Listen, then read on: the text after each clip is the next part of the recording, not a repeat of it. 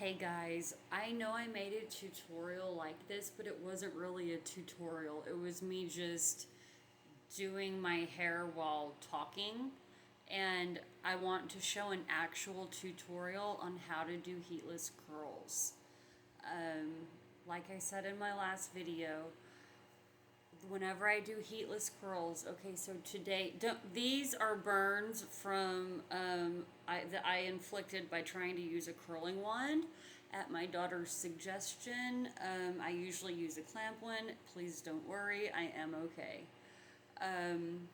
But I would like to show step by step how I get these heatless curls. So, and it's different for everyone. I mean, if what works for you, queen, do it. That's great. This is just what works for me.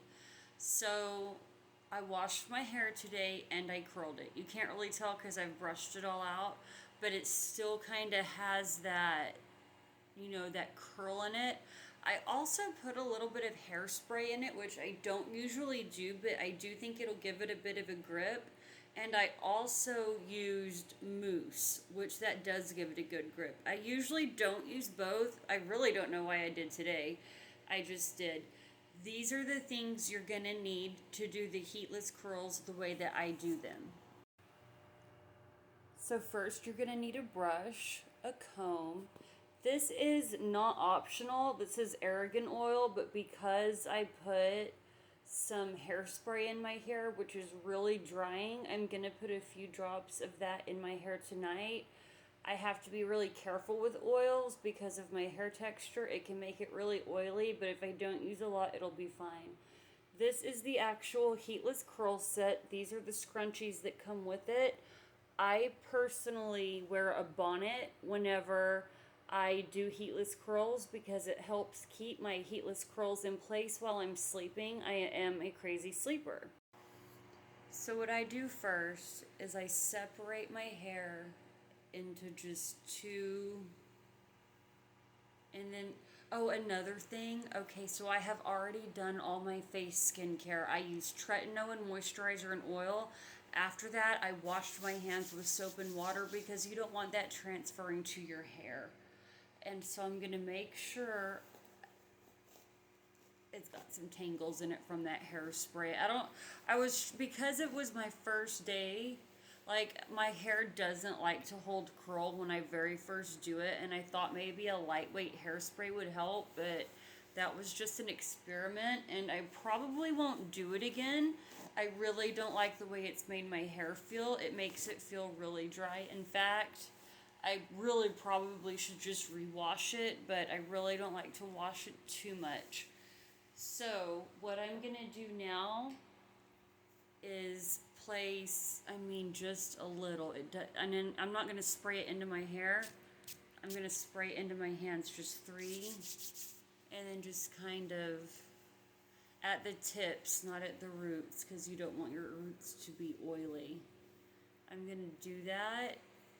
I'm going to spray it into my hand. Let's do this again. And a lot of times I've noticed it might look greasy at first, but then by morning it's fine. If you put too much oil in your hair and it is greasy, you can always use dry shampoo. And if you are out of dry shampoo, translucent face powder is a really excellent way to just get that like the greasiness out of your hair, but like wash it as soon as possible because you don't want to do that just a whole lot. So to do this, like I said, you're gonna do your hair, and I like to brush that oil through, just distributely even. If I spray it onto my hair, I tend to it's too uneven, and so I don't. Now, this is a heatless hair curler that's for really long, thick hair. I cut off about 4 inches of my hair, and I was really worried this wouldn't work, but it did. If you have shorter hair or want tighter curls, they sell these that are thinner. There's also one called a unicorn curl that you do it like that. I've tried it. I haven't mastered it yet. If I do, I'll let you know. They also have sets of like 6 or 8 different curlers that you do individually, but I found those really uncomfortable to sleep in, even with my hair bonnet, and so I stayed away from them. So if anyone has advice on how to use those without it just being a miserable experience sleeping on them, please let me know. So you're gonna put it on like this, and this is how I do it. The one they give you for my hair texture anyway doesn't do much. You really want that to be as tight as it can. And so since I'm starting over here, I'm just gonna put another claw here just to keep it really secured. And this is where the comb comes in, okay? Now, the tighter and smaller you want your curls, the tighter and smaller you're gonna wrap it around. Like if I just wanted some beach waves, I would just use maybe, like just for beach waves, just soft curls, I would just use big pieces like that. But I really am going for more of like, you know, curly. And so this is what I do. The first part, y'all, this really is so easy. When I first saw these, I thought it was going to be hard, and it does take a little bit of practice, but it's not that hard. If you can braid hair, you can do this. So that first piece, wrap it around. Now, I like to get this piece down here, and I always kind of like to put the comb through it before I wrap it. That way it's just as smooth as possible. You're gonna combine it with this hair, and then you're gonna curl it around again. So you're basically just taking pieces of your hair,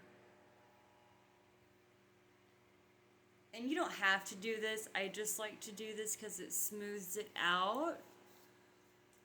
And then again, you're gonna join it with the hair you just wrapped and wrap it again. I'll show one more time, and then I'll come back once I'm towards the end. And I like to go from top to bottom. And so I'm gonna grab the piece of hair that's on the top. I can already feel that it's like tangling from that hairspray. It was a lightweight hairspray.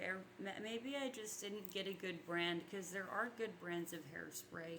I'm on a budget right now, and so I'm kind of having to be careful. But I just join it with that part and wrap it around. I'm gonna finish this side, and then I will come back to you when I start on this side. Oh, and I forgot another thing. So towards the back, our hair kind of gets longer. When it does that, all I do is twist it around once, and then just combine it with the hair that's tight. Twist it as tight as you can get it. Okay, so I'm done wrapping this side. So what I'm gonna do is I'm gonna just tighten it and just roll it around the rest of the length. Sometimes you have to pull on the tube and twist it, and you get your scrunchie. And guys, it's not gonna stay this tight. Like, it's gonna loosen up a little bit, and that's okay. That's where that hair bonnet comes in, because it keeps it smooth. And I'm going to tie it in place, and this is one side. Okay, let me do the other side, and then I'll come back and show you what I do with the rest. Okay guys, so here's what the heatless curls look like once they've put in. I am not going to have enough time in this video to go over everything, so this is going to be a part 1, and I will make a part 2 explaining the rest of the process. I want to make it as easy as possible.